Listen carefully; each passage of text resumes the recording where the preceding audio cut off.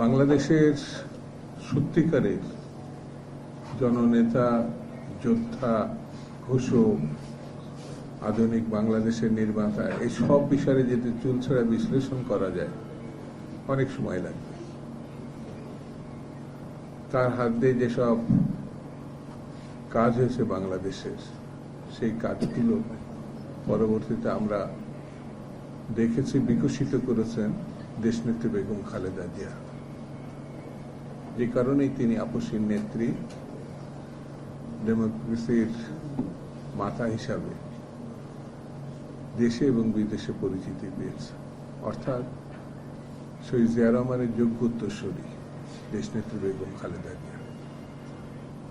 বেগম খালেদা জিয়া জীবিত অবস্থায় একজন নেত্রীকে, একজন নেতাকে তিনি আমাদের মধ্যে প্রতিষ্ঠিত করেছেন।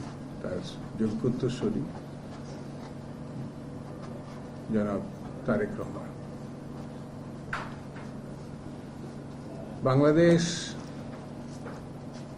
যদি সামনের দিকে এগোতে হয় তাহলে বিএনপির নেতৃত্ব ছাড়া, দেশনেত্রী বেগম খালেদা জিয়া এবং তারেক রহমানের নেতৃত্ব ছাড়া সামনে এগোনো খুব কঠিন।